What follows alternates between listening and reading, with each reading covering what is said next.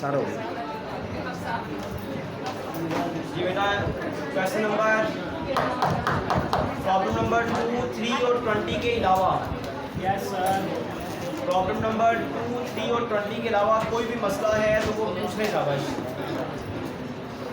कल कौन कह रहा था एंड पर कि भाई हमारा ये प्रॉब्लम है किसकी न्यूमेरिकल में है? असद कह रहा था, मेरा ख्याल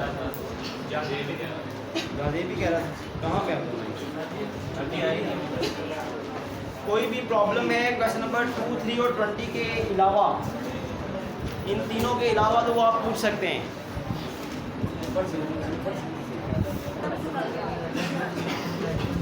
बेटा बताएं शाबाश।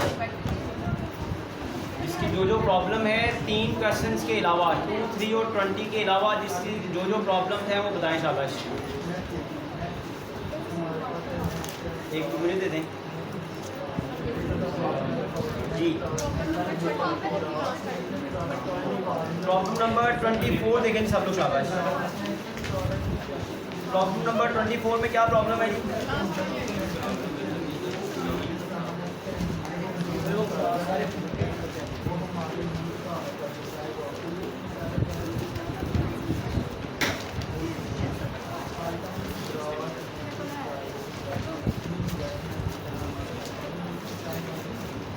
पेज नंबर 498 पर एडजस्टमेंट नंबर है 23।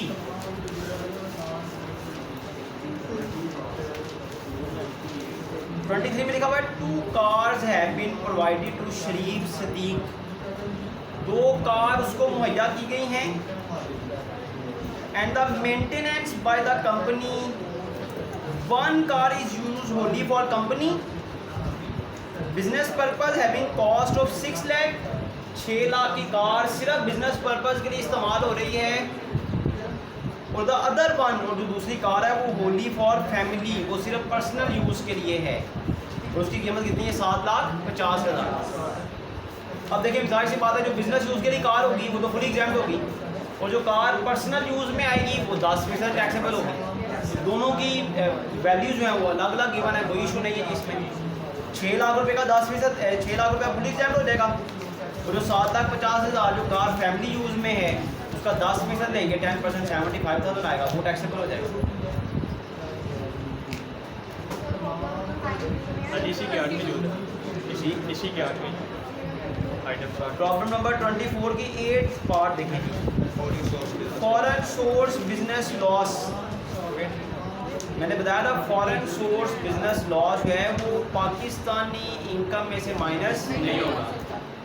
पाकिस्तान बिजनेस का लॉस होगा वो फॉरेन इनकम में से माइनस हो सकता है। फॉरेन बिजनेस लॉस जो है वो पाकिस्तान सोर्स इनकम में से माइनस नहीं होगा। और प्रॉपर्टी के बारे में आपने पढ़ा है, प्रॉपर्टी का पिछले साल का लॉस एडजस्ट हो जाता है, करंट ईयर का लॉस एडजस्ट हो जाता है, प्रीवियस ईयर का लॉस एडजस्ट नहीं होता।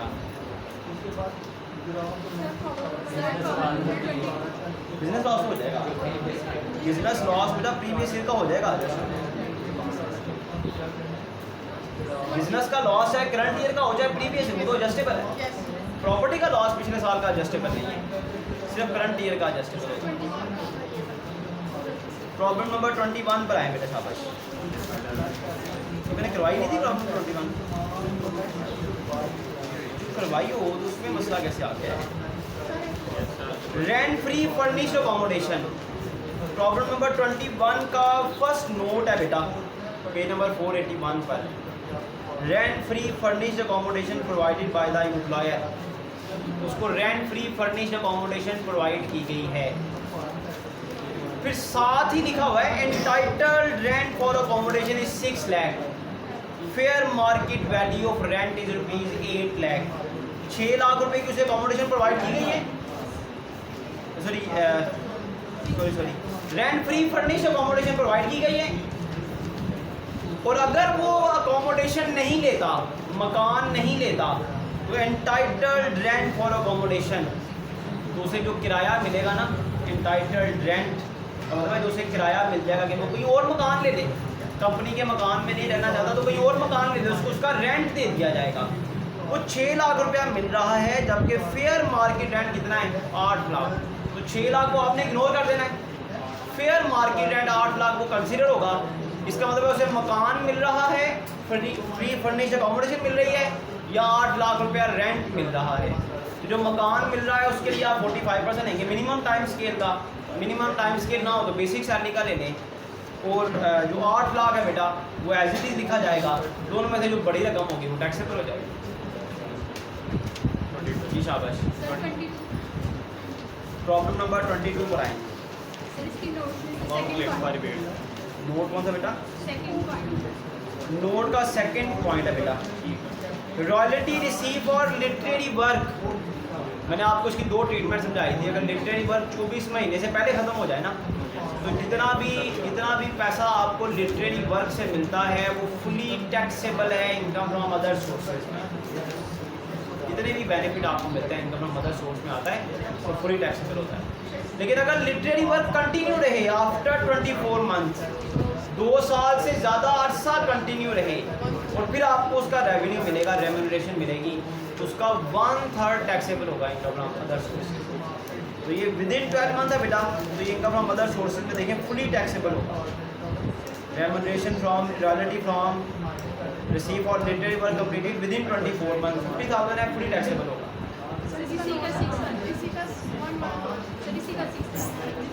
इसी का 6th वाला नोट देखिए बेटा शाबाश। इसी का 6th वाला नोट देखें जी। Bonus pertain to the tax year 2020 disburse in the current year. पिछले साल का बोनस था, मिला इस साल है। तो बहरहाल जितना भी बोनस लिखा हुआ है बेटा वो बेशक पिछले साल का हो, बेशक करंट ईयर का हो, मिला अगर इस साल है ना तो टैक्सेबल भी इसी साल होगा। वो जो बोनस 3 लाख रुपए शुरू में लिखा हुआ था, ऐसा नहीं होगा कि हम कहें पिछले साल का था ये एडजस्ट नहीं होगा।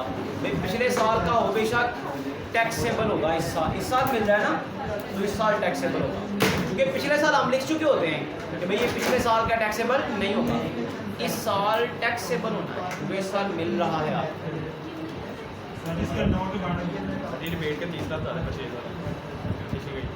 बुक्स परचेज बेटा आपने पढ़ा हुआ है, बुक्स परचेज की कोई ट्रीटमेंट नहीं है। ये परचेज शेयर और प्राइवेट परचेज देखिए मैंने कल भी बताया था, प्राइवेट कंपनी के शेयर बेचने पर कोई एवरेज रिलीफ नहीं होती।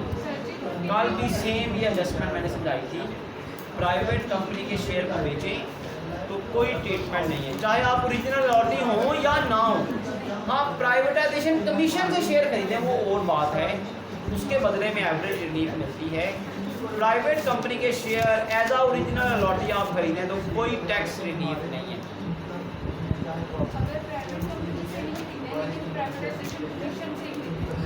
प्राइवेटाइजेशन कमीशन से खरीदें तो एवरेज रिलीफ है, प्राइवेट कंपनी के शेयर हो तो कोई रिलीफ नहीं है।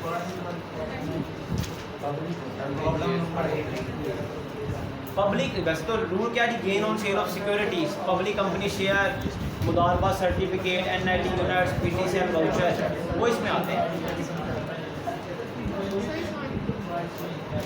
पेज नंबर 487 के एंड पे लिखा हुआ है house is owned bye employee. इससे कोई फर्क नहीं पड़ता बेटा, रेंट फ्री फर्निश्ड अकोमोडेशन उसे मिल रही है। अदर देन बिग सिटी है तो मिनिमम टाइम स्केल का 30% लेंगे आप। एंटाइटल्ड रेंट फॉर अकोमोडेशन है 2 लाख, लेकिन फेयर मार्केट रेंट कितना है 3 लाख, तो 2 लाख को इग्नोर कर देना आपने।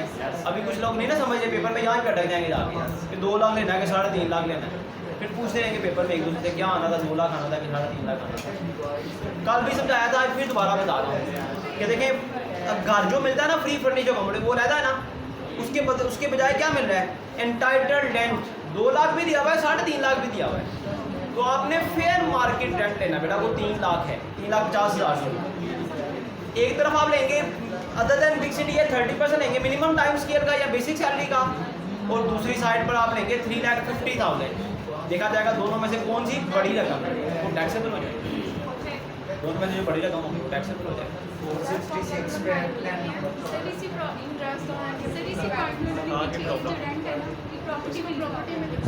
कौन सा रेंट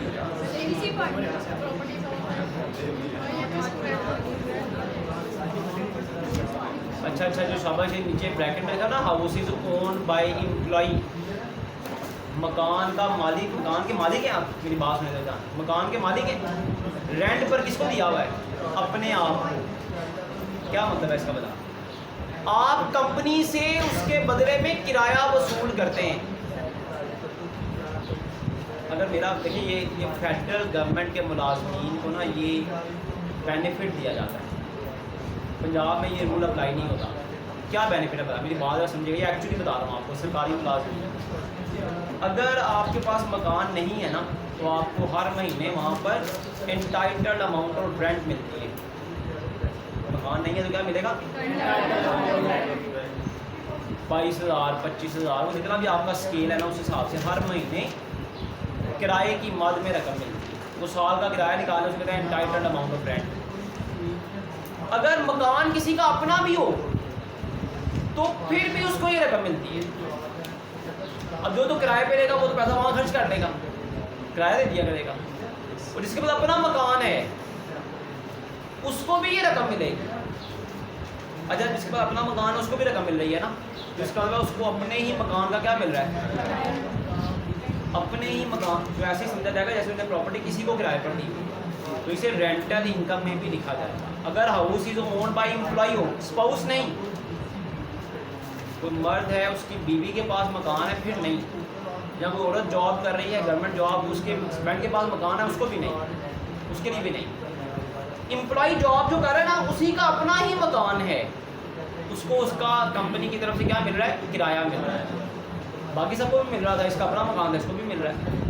अब ये इनकम फ्रॉम प्रॉपर्टी में भी लिखा जाएगा और इनकम फ्रॉम प्रॉपर्टी में समझ कर उस पर भी टैक्स लगाया। सिर्फ की सूरत में बता, जिस टैक्स पेयर का आप क्वेश्चन कर रहे हैं ना, अगर वो मकान का मालिक भी हुआ जिस मकान में वो रह रहा है, बस उसका स्पाउस, उसका रिश्तेदार, उसका मकान नहीं है, उसका अपना ही मकान हो जिसका आप क्वेश्चन कर रहे हैं, तो डबल इसका इफेक्ट होगा। अकोमोडेशन फैसिलिटी निकालने में तो इफेक्ट होगा ही इसका। दूसरा इफेक्ट क्या होना है? इनकम फ्रॉम प्रॉपर्टी में लिखा जाना है। अगर जिस टैक्स पेयर का आप क्वेश्चन कर रहे हैं वो मकान का मालिक भी हुआ जिस मकान की, उसे एंटाइटल्ड अमाउंट ऑफ रेंट मिल रही है। क्लियर हो गया? प्रॉब्लम नंबर 18 जी बेटा, क्या पूछते हैं आप?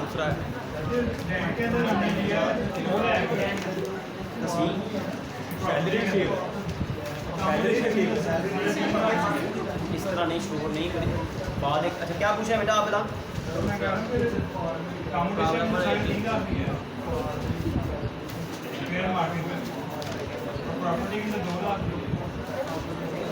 ये देखिए शाबाश जी क्या कह रहे हैं जी। 487 पेज वाले क्वेश्चन। अच्छा, इसी के बारे में पूछ रहे हैं आप। देखिए जी, कह रहे हैं जी आपने जब प्रॉपर्टी अकोमोडेशन कैलकुलेट की ना, अकोमोडेशन जब आपने कैलकुलेट की तो उसमें फेयर मार्केट रेंट लिया आपने 3,50,000, जबकि जब आपने रेंटल इनकम लिखी सेल्फ ऑक्यूपाइड मशीन, तो जाहिर सी बात है जो आपका रेंट आपको कंपनी दे रही है वही लिखेंगे ना। कंपनी की तरफ से रेंट कितना मिल रहा है आपको? 2 लाख। एंड फेयर मार्केट में कीमत 3.5 लाख थी, आपको कितना मिल रहा है? 2 लाख। तो रेंटल इनकम कितनी मिल रही है आपको? 2 लाख।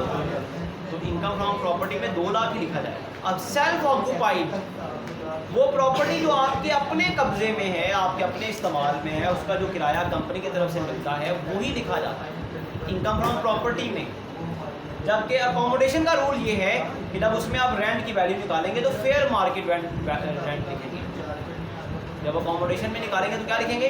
Fair market rent. जब इनकम फ्रॉम प्रॉपर्टी लिखेंगे सेल्फ ऑक्यूपाइड, वो मकान जिसमें आप खुद रह रहे हैं, तो उसकी फिर वही वैल्यू लिखेंगे जो आपको कंपनी की तरफ से मिल रही है।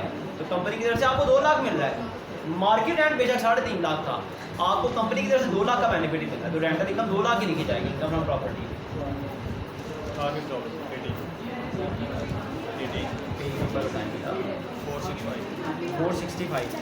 प्रॉब्लम नंबर 18 है जी, प्रॉब्लम नंबर 18 है, पेज नंबर 465।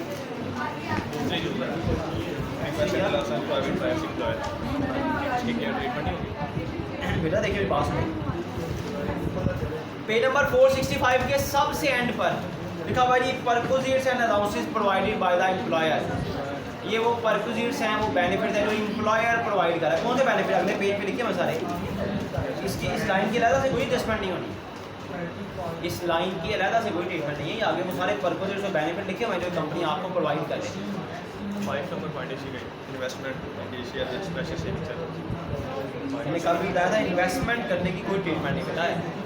इन्वेस्टमेंट सिर्फ पब्लिक कंपनी के शेयर्स में करें, स्टॉक्स में करें तो उसकी ट्रीटमेंट है। इन्वेस्टमेंट करना तो कोई प्रॉफिट नहीं ना है आपका। इन्वेस्टमेंट पब्लिक कंपनी के शेयर्स में की जाए, स्टॉक्स में की जाए, तो फिर प्राइवेटाइजेशन कमीशन शेयर बेचिए, आप उसमें इन्वेस्टमेंट कर लें तो उसके बदले में एवरेज रिलीफ मिलती है। ये जो डिफेंस सेविंग सर्टिफिकेट है, स्पेशल सेविंग सर्टिफिकेट है, इनमें पैसा लगाना कोई रिलीफ नहीं मिलेगी इसके बदले। टैक्स लगाने का तो सवाल ही नहीं ना पैदा होता। ये तो इन्वेस्टमेंट है, कौन सी इनकम है, तो इसके बदले में कोई रिलीफ नहीं है। जी शाबाश। 13 का 440 नंबर पेज पर 440 पेज पर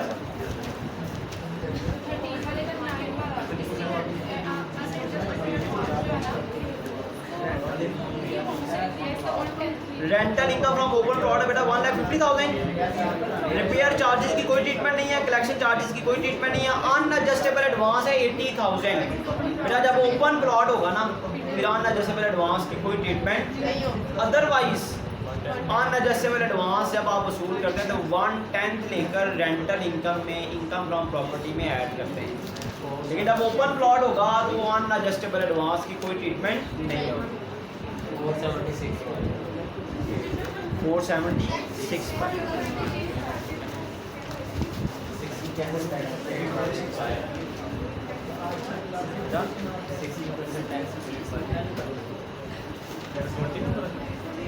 प्रॉब्लम नंबर 20 मैंने करवाया। प्रॉब्लम नंबर 2, 3 और 20 हम सैटरडे को करेंगे। प्रॉब्लम नंबर 2, 3 और 20 सैटरडे को मैं बार बार कहता जा रहा हूँ। उन तीनों में कॉमन इशू है जो आपने समझना है, बड़ा इंपॉर्टेंट इशू है। क्या है वो उसी दिन डिस्कस करेंगे। जी शाबाश। Problem number 15 problem number 15 451 number page पर लास्ट में loss of sale of work art.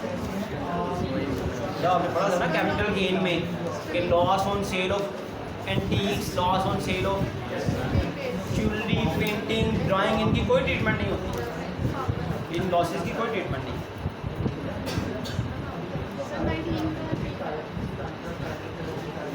जी बेटा पेज नंबर बताया करें।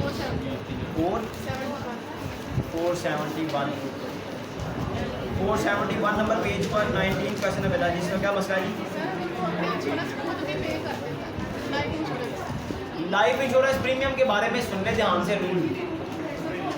कोई अपनी लाइफ इंश्योरेंस पे करे, अगर मेरी बात सुनने जरा ध्यान से, अगर कोई अपनी लाइफ इंश्योरेंस करवाता है, वो लाइफ इंश्योरेंस पे करता है, लाइफ इंश्योरेंस प्रीमियम हर साल, तो गवर्नमेंट उसको टैक्स में राहत देती है। इसको एक अच्छा कदम समझा जाता है कि भैया आपने अपना पैसा किस में खर्च किया है, लाइफ इंश्योरेंस में।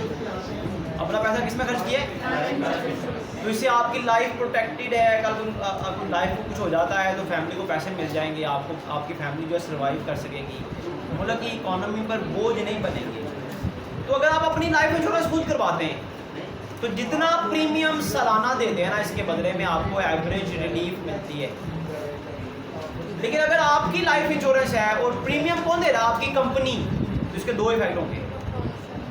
मेरी लाइफ इंश्योरेंस है, मेरी कंपनी पैसे दे रही है, प्रीमियम मुझे देना चाहिए ना।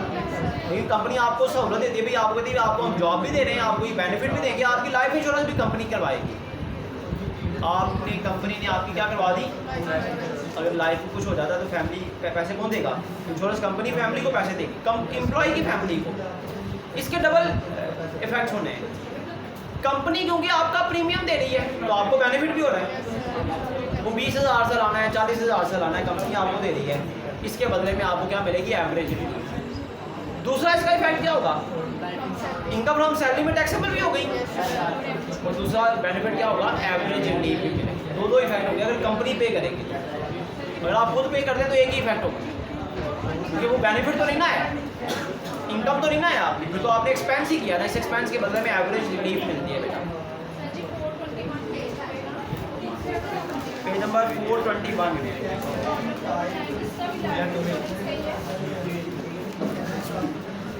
Life insurance premium paid by employee. Employee ने पे किया ना अपना लाइफ इंश्योरेंस, इनकम तो नहीं ना है बेटा ये। हाँ, इसके बदले में एवरेज रिलीफ मिलेगी।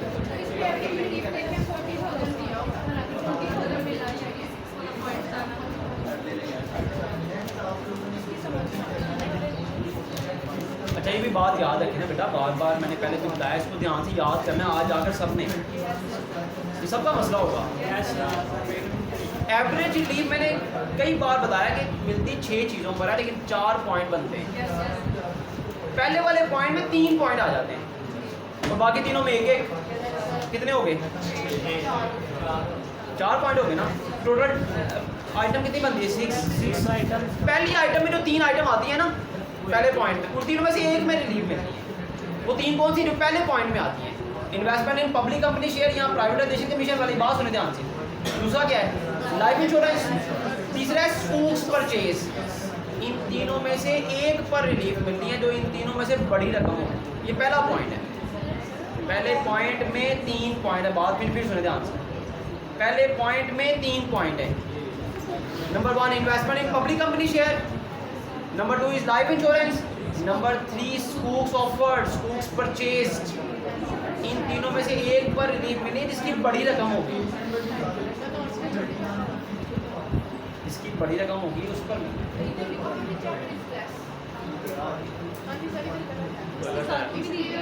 मोर भी तो सर 150 दी हुई है मोर। नहीं बेटा नहीं, आप गलत किसी पेरेंट्स को मेरी बात सुने।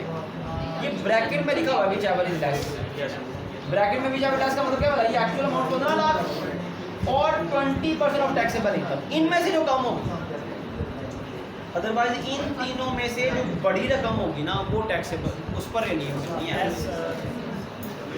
इन तीनों में से जो बड़ी रकम होगी उस पर एवरेज वो जो कंडीशन है उसके बारे में लिखा हुआ है कि 15 लाख और 20% विच एवर इज लेस। ये लिमिट है। 15 लाख या 20% और टैक्सेबल इनकम, ये लिमिट है कि इससे ज़्यादा नहीं आपने करना। तीनों में से जो बड़ी रकम होगी, 3 चीज़ें कौन सी है बेटा? Public company share, life insurance. And तक हर लेक्चर सुनने का रुकने का फायदा होना चाहिए कि हर चीज़ अब आपको जुबानी याद हो जाए। Investment in public company share, कई चीज़ें कई बार रिपीट हो चुकी हैं, अब तो मेजर मसले सारे खत्म हो जाने चाहिए आपके। Investment in public company share, life insurance और स्कूल्स ऑफर्ड। अगर ये तीनों आपके पास हैं, तीनों में से एक पर रिलीफ मिलनी है जिसकी बड़ी रकम हो। क्लियर है? Yes sir.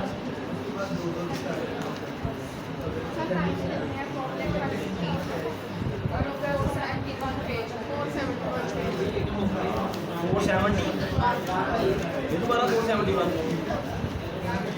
जी बेटा। 471 पे क्या मसला है जी? 19 से तो हमने शुरू किया था जी बेटा। 10 इंटरेस्ट 10% होता है क्यूमुलेटेड बैलेंस। तो बेटा 10% इंटरेस्ट मिल रहा है आपको प्रोविडेंट फंड का। प्रोविडेंट फंड का 16% तक इंटरेस्ट एग्जेम्प्ट है। आपको 10% मिल रहा है क्यूमुलेटेड बैलेंस पर। क्यूमुलेटेड बैलेंस कौन सा होता है प्रोविडेंट फंड का? एम्प्लॉय कंट्रीब्यूशन प्लस जितने पैसे एम्प्लॉय के करते हैं प्लस जो एम्प्लॉयर के करते हैं, जो एम्प्लॉय डालता है, दोनों को जमा करें, ये बैलेंस है। इस पर 10% इंटरेस्ट मिल रहा है आपको। 16% तक इंटरेस्ट इस पर एग्जेम्प्ट है। एक्यूमुलेटेड बैलेंस का मतलब होता है एम्प्लॉय प्लस एम्प्लॉयर कंट्रीब्यूशन।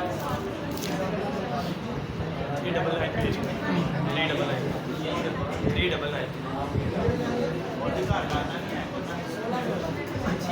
तीसरी और चौथी है। क्या सर कल पूछी थी आपने, कल पूछा था आपने, कहना सुबह पूछना। प्रॉब्लम नंबर 399 पर देखिए, थर्ड वाली एडजस्टमेंट, ये तो कोई बेटा नहीं मसला। Rent free unfurnished accommodation is provided by the employer. Unfurnished accommodation मिल रही है, 45% ले लेना है बेसिक सैलरी का। मिनिमम टाइम स्केल का, मिनिमम टाइम स्केल ना हो तो basic salary. Minimum time scale है आपके पास, क्या लिखा हुआ minimum time scale? 85,000 starting. Square से करें मल्टीप्लाई करना है हमेशा एनुअल फिगर टैक्स में डाल के। मिनिमम टाइम है कि पर मंथ 85,000, इसको 12 से मल्टीप्लाई करें, कितना आएगा? 10,20,000। कोई भी नहीं बोल रहा। यस सर, यही आ रहा है 10 लाख। इसका 45% है।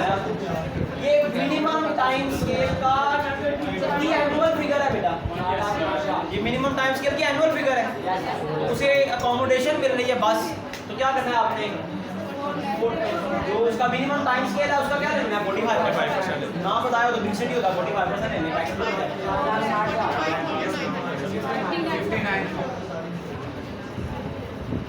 4 वाली आइडिया You are 4 वाले भी salary of mali and chowkidar borne by the salary of mali and chowkidar borne by the employer, domestic servant है, इनकी सैलरी कौन पे कर रहा है, एम्प्लॉय 10,000 पर मंथ, तो साथ के निकाल के फिर करना है आपने 1,20,000, 1,20,000 टैक्सेबल होगा, इतनी भी आसान है ना पूछें,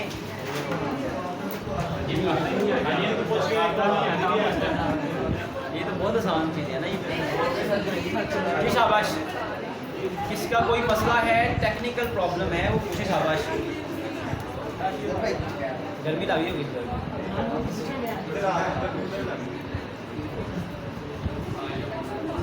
ये शाबाश, और कोई प्रॉब्लम है तो पूछना ही